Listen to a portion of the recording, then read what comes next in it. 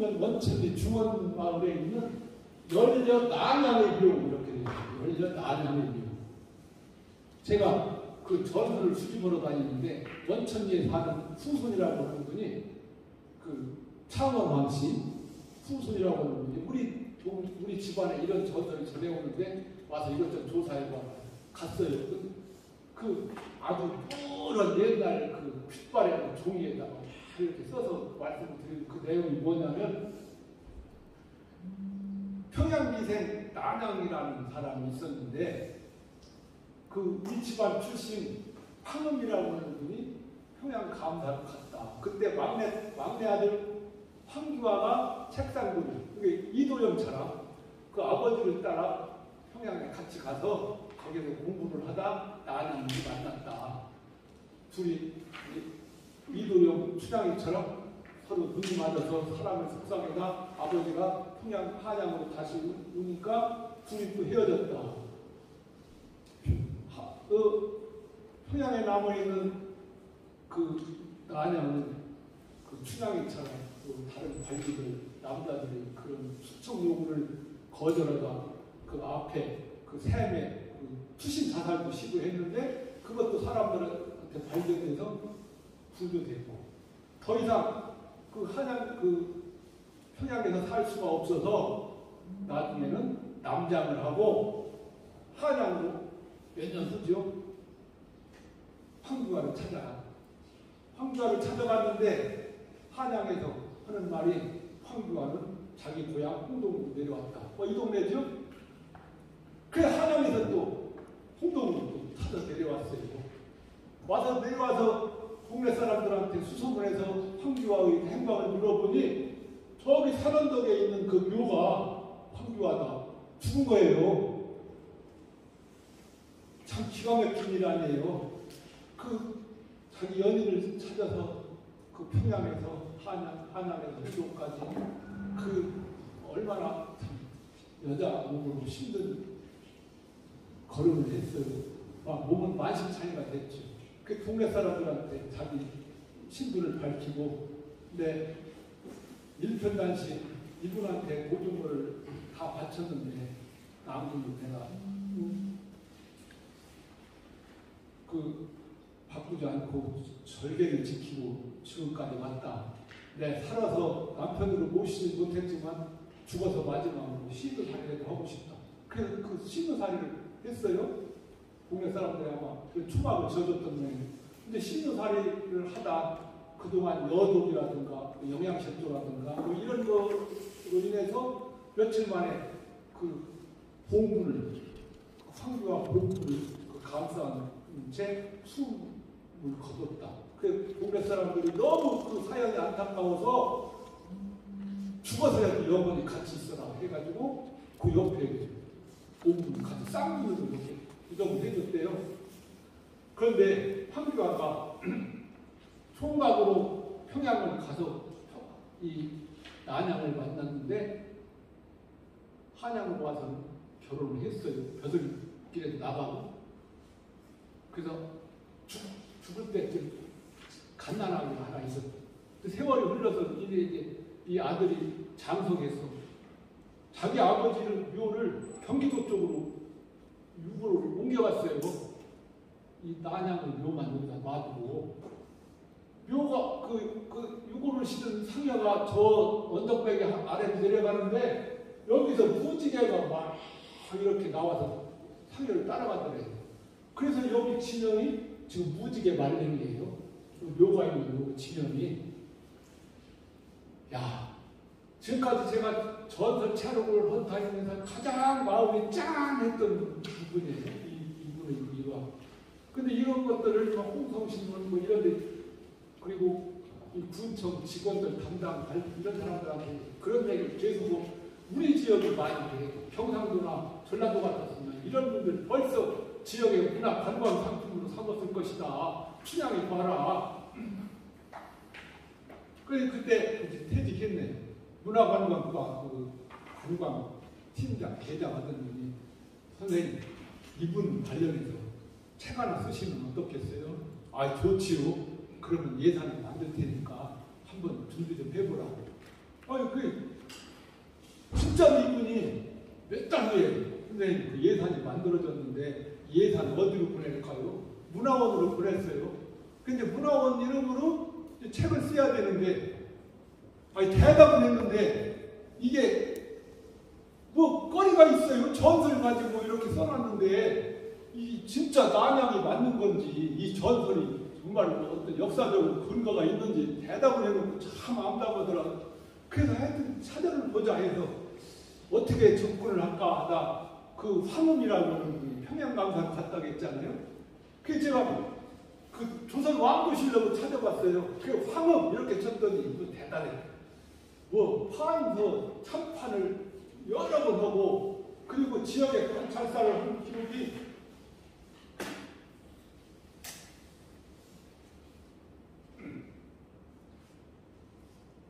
이건 이따가 말씀. 이렇게 있어요. 뭐 무슨 판서 무슨 참판 지금 장관 차관 그걸 말고 지역의 관찰사 이 관찰사라고 하면 지금 이 도지사예요. 도지사보다 이 당시에는 더 시기 훨씬 셌을 때 이 당시는 뭐 충청남도 충청북도 이렇게 갈려지지가 않았을 테니까 충청도 뭐 경상도 평안도 이렇게 되죠. 충청도 관찰사 2번, 전라도 관찰사 1번, 함경도 관찰사 1번 이렇게 돼 있어요. 평안도 관찰사 한 기록이 없어요. 그러니까 이 평양기생이라면 원래는 평안기생이거든요.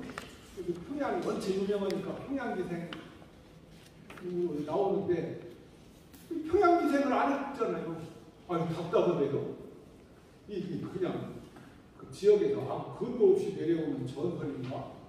그래도 책을 써야 되겠고 다시 여기저기 그 기생 관련된 책을 제가 찾아봤어요. 기생. 그런데 기생 관련된 책을 찾다 보니까 그 조선 해어화사라고 하는 책이 있어요. 해어화가 뭐냐면 이해한다, 말씀한자, 꽃한자, 사람의 말을 이해하고 알아듣는 꽃이다. 기생의 또 다른 별칭이에요. 기생을 이렇게 높이 기생이 신부는 천민이지만 기생이 상대하는 사람은 상류층이잖아요. 공부 많이 하는 그 선비학 이런 벼슬아치들이라는 그 사람들하고 상대하려면 글을 알아야 시를 주고받지요. 음악도 잘해야 돼요. 춤도 잘 춰야 돼요. 실제는 그 상당한 그 인텔리층이에요. 기생들이 그 정도 되는 사람들은 조선 해어화사에 1926년에 그 이능화라고 하는 분이 썼는데 효기 열기편에 하문기생 만양이라는 이야기가 나오는데 거기에 그 황귀화 이름이 나와요. 황귀화 그 만양하고 인연을 맺었던 난양 아까의 그 내용이 뭐냐면 제가 그대로 읽어볼게요.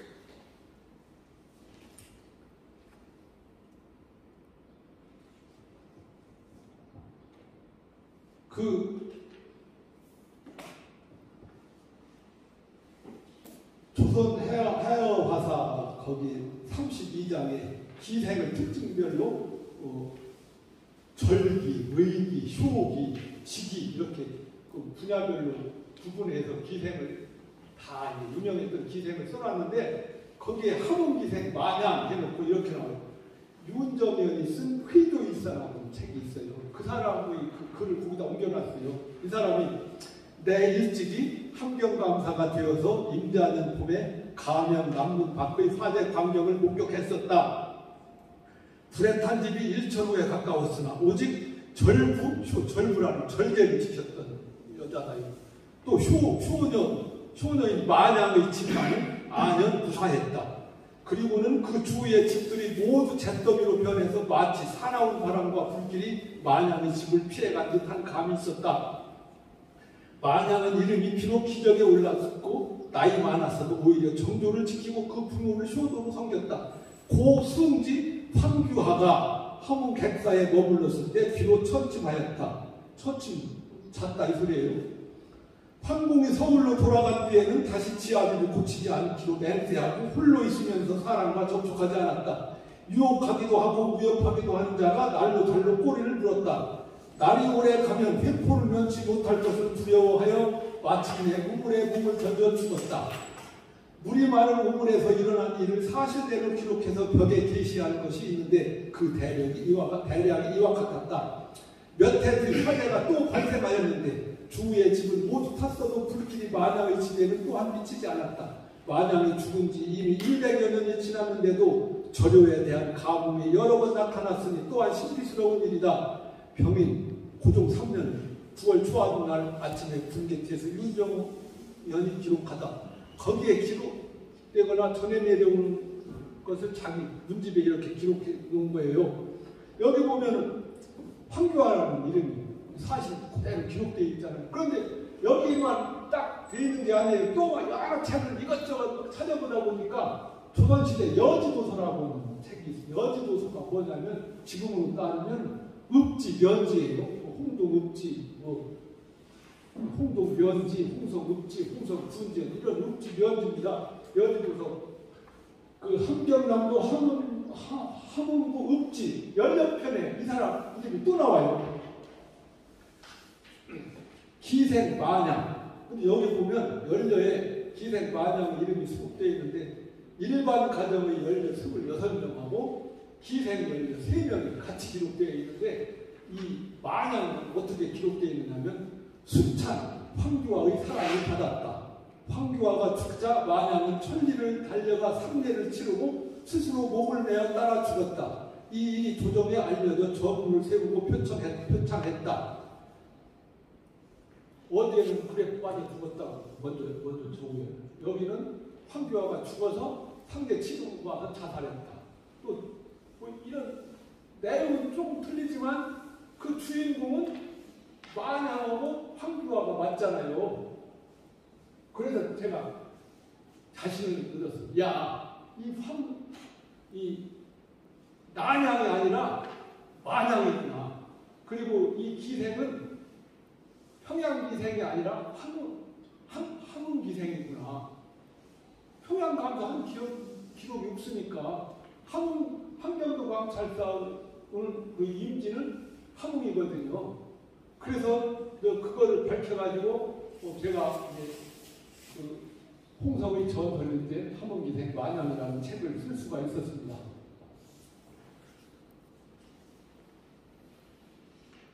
이 기록들이 사실이라면 함흥 아니면 홍석 어디에 이분의 그 연력이 좀 있었을 수 있어요. 하지만 그 남북으로 갈려져서 그런 것을 찾을 수 없더라도 이런 기록으로 봐서 또 이런 책에 수록될 정도면 상당히 그 당시에 유명했던 기묘구나 이런 것들을 우리가 믿어 짐작을 할 수가 있습니다. 이분도 마찬가지로 창원왕씨 후손들이 그동안 이제 버려진 채 있었는데 60년대인가 그때부터 아까 그 홍랑 얘기했지요. 우리 조상이나 똑같이 이분이 이렇게 여기서 모셨다고 했잖아요. 이분도 창원왕씨 후손들이 좀 홍성지요. 우리 조상 할머니다. 우리가 모셔야 된다. 그래서 아까 보셨죠? 비도 세워놓고 상석도 세워놓고 그리고 해마다 그 한식날 제사도 지내고 또 그 참초도 하고 여기 지금 그렇게 대우를 받고 있습니다. 황교안은 이제 이런 벼슬을 했어요. 그리고 1718년에 세상을 떠났고요.